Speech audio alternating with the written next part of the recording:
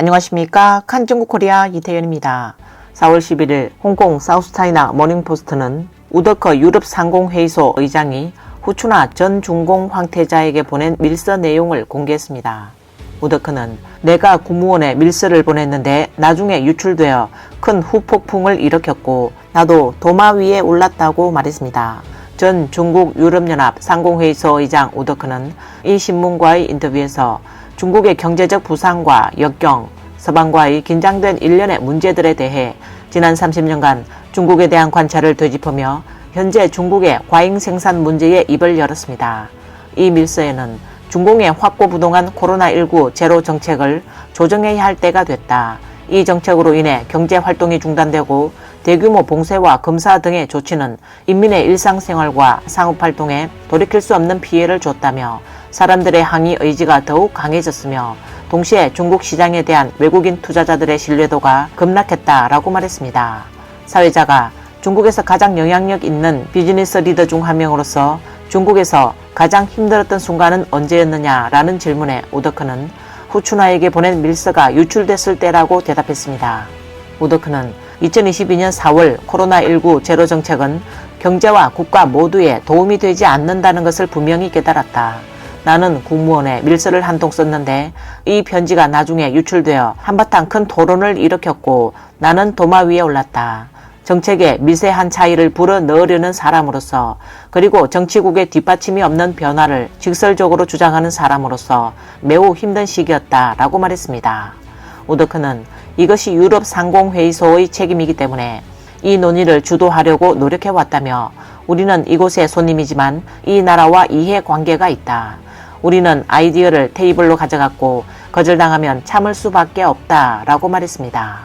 서한 발송일은 2022년 4월 8일로 대규모 핵상 검사와 봉쇄 등의 조치로 일상생활과 비즈니스에 심각한 지장을 초래할 수 있다는 우려가 커지고 있는 시점이었다라고 말했습니다. 이는 2022년 4월 11일 홍콩 사우스차이나 모닝포스트에는 중국의 외국 기업들은 오미크론 바이러스에 대처하기 위해 대규모 검사와 격리라는 낡은 도구 상자를 시급히 없애야 한다라는 제목을 보도했습니다.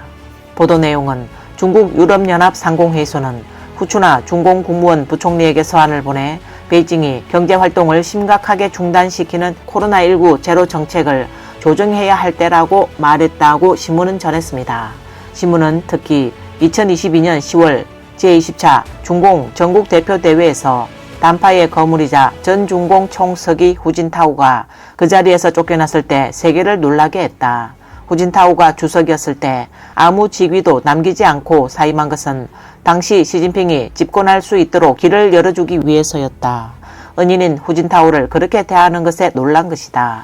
제20차 당대회에서 후진타오 전 주석의 차세대 후계자 격인 후추나는 정치국 상무위원은 물론 정치국 위원도 아니었고 중앙위원 위원에 불과했으며 정치국 위원 24명 중 단파는 전멸당했다고 전했습니다.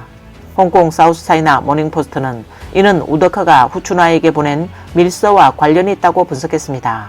물론 외부 세계에서는 이 밀서의 유출로 인해 원래는 후추나가 정치국 상무위원이 되어야 했으나 중앙위원회 위원으로 자천된 것인지 정치권의 대대적인 개편으로 이어진 것인지 아니면 밀서가 도화선이 된 것인지는 확인되지 않고 있다. 당시 국제상업계 리더들은 중공 제로 정책의 진정한 의도를 알지 못했다.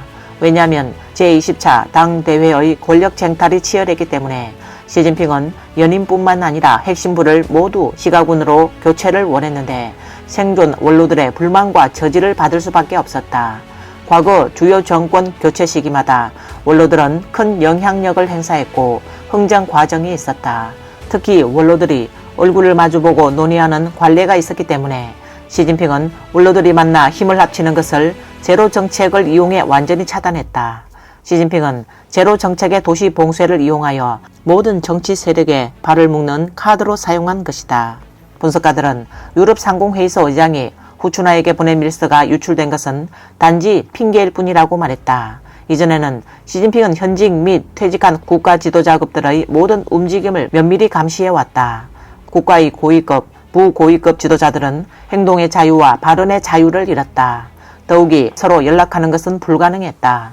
후추나가 이 편지를 받아 리커창에게 보고하든 무시하든 시진핑은 문제 삼을 수 있다. 하물며 후추나와 리커창 주변에는 시진핑 사람들이 둘러싸고 있을 텐데 더 말할 나위가 없다. 왕 샤오홍이 특근국을 설립한 이후 중요 인물을 보호하는 권한은 이전 경위국에서 특근국으로 이양됐다.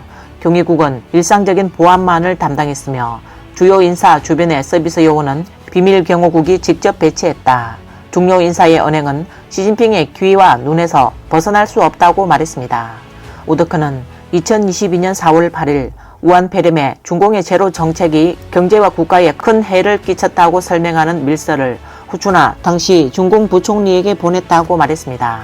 전문가들은 우더커가 이 비밀 서한을 작성한 시기는 중공 제20차 전국 대표대회가 열리기 불과 반년 전이었다. 지도부가 바뀌기 전에 늘 중공은 내부투쟁이 가장 치열한 시기다. 우더커가 후추나에게 보낸 편지는 아마도 엉뚱한 사람에게 보낸 것으로 보이며 편지가 유출되면서 우더커에게 문제를 일으켰을 뿐만 아니라 시진핑 중공 총서기에게 단파를 제거할 명분을 제공한 셈이라고 분석했습니다. 이번 영상은 여기까지입니다. 시청해주셔서 감사합니다.